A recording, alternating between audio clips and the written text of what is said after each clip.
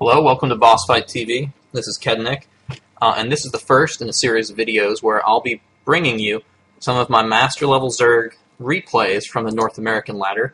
And I'm nothing special, I'll be the first person to tell you that, but I did make it to Master League. I do know a few things about different matchup, how to play specific matchups on specific maps.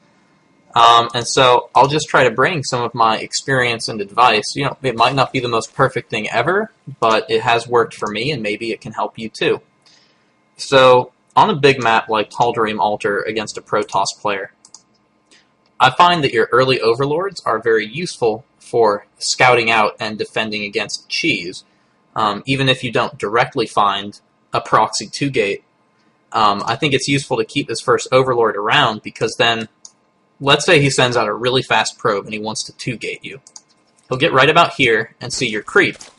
And then he knows, okay, I'll go throw down my 2 gates somewhere in this area near his base where it'll be hard for him to find it.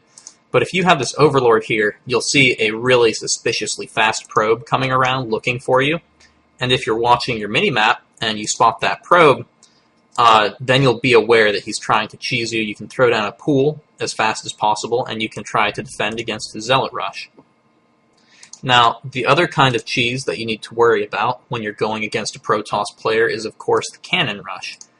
So we do see that my opponent has a Forge, and it is possible that he will attempt to Cannon Rush me. I don't know that yet, but it's always a possibility that you have to worry about when you're going against a Protoss player who you haven't scouted yet.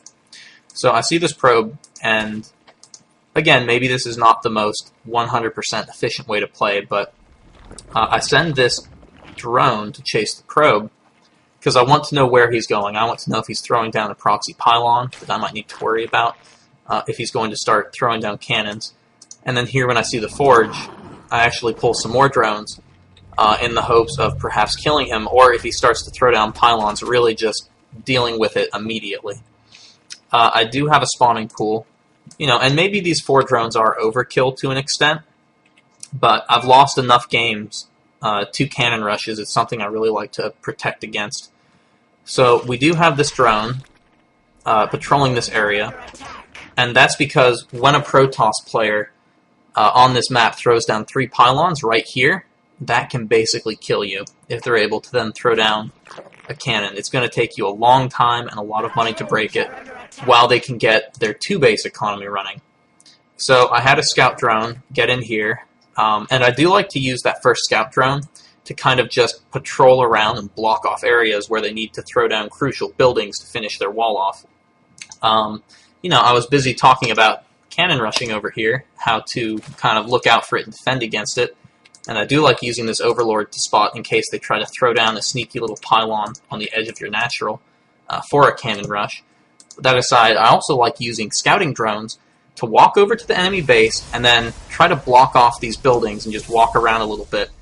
It can fluster your opponent, it can delay their tech a little bit, and this guy actually floated a few hundred minerals and wasn't able to get his gateway down as fast as he would like, which delays any kind of tech he might want to do. Okay, so that aside, how do you play really in kind of a mid-game situation when you have your expansion up safely, the Protoss has a cannon defending a wall, and they've got their own expansion going?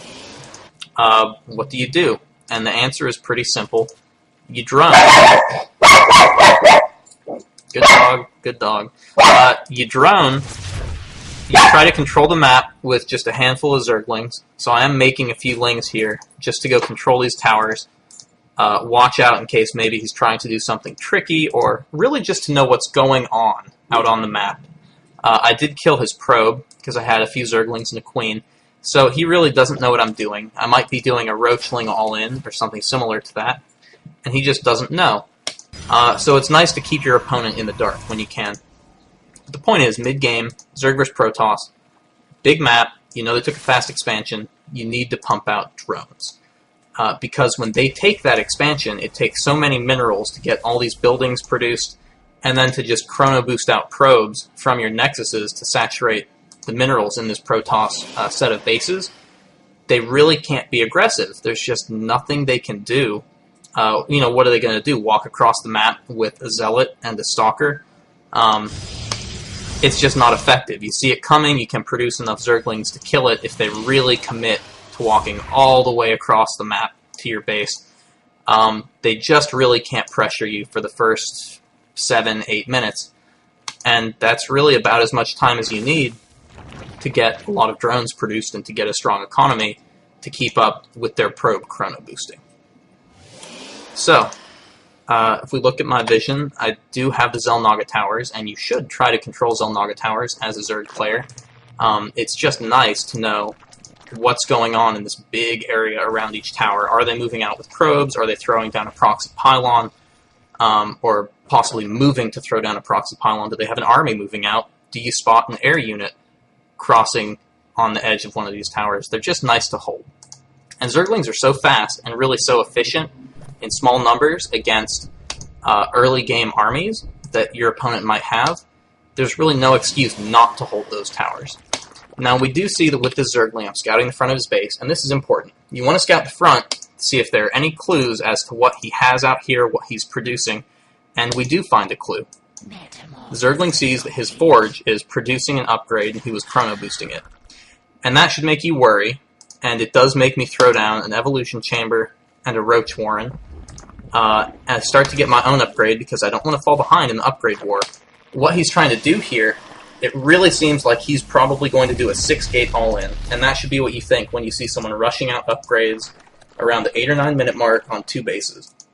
There's a good chance they just want to mass gateway units, maybe gateway robo, and just try to push out and kill you with a big timing push and an upgrade advantage. So I did throw down the Roach Warren, I start producing a lot of army units, and that's what you want to do. Instead of droning, instead of expanding, you just need a big army to survive this. So my guess is correct. He's hoping to just get an upgrade edge and just move out with Sentry Stalker and just try to kill me. And that's why no more drones, no expanding, just producing a lot of roaches and some Zerglings. And I think it's worth mentioning that Roach Zergling is pretty effective against Protoss. If you don't know exactly what their tech is or what they plan to do, the Roaches are cheap and strong, and they're good against most low-tech Protoss units. And Zergling similarly, if you don't know exactly what he's doing, maybe Zerglings struggle against lots and lots of Zealots, but Roaches can help them with that. So it's not an optimal unit composition, but it's usually pretty effective. And I did see this pylon going down, and that really confirms this has got to be a 6-gate timing attack where he just wants a lot of gateway units, some good upgrades on them. He already has +2 attack, and he just wants to walk over and kill me. So I've been making as many units as I could, and at this point, I just kind of need to hope my macro has been good enough and that I can survive this attack. And it ends up that my macro was at least enough better than his macro to hold this attack and for it to go well. And I can see he's continuing to warp in at this pylon, so it looks like he really just wants to commit to that, but I know he lost so much. When you break that first push, you are really far ahead as a Zerg player. The 6-gate, it's really an all-in. It may not seem like it because he has a strong economy on 2 bases. You look at the unit count, I have 51 drones to 48 probes. My economy's better, but not by that much. How is this an all-in? Well, the fact is, Roaches are really strong and really efficient against just pure gateway units, and he already lost a lot of units. And what does he have that can help against these Roaches efficiently? Let's see, he doesn't have Robotech, he doesn't have Stargate Tech, no chance of Colossi for a long time. And that's really what it boils down to.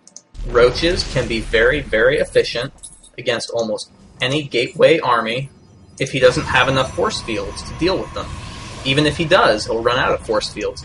And you're looking at really strong 2-base economy, decent upgrades, and a lot of Roaches. And that's all you really need to walk over and kill a 6-gate player when the 6-gate fails and he takes heavy losses. And he's trying to expand here. This is intelligent of him because his only real hope to get back into the game is to take some kind of econ lead if I give him breathing room. But I'm not going to give him that breathing room because I know Roaches can just walk over and kill him. 6 gates are pretty much like 4 gates. They leave you with a relatively weak economy and relatively low on the tech tree.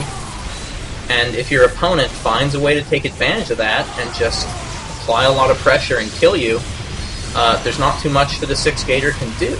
So, just to recap the main points while these roaches murder all the Protoss, I like using the first 2 overlords on a map this big just to look for a probe that might be throwing down 2 proxy gates or for a probe that might be cannon rushing.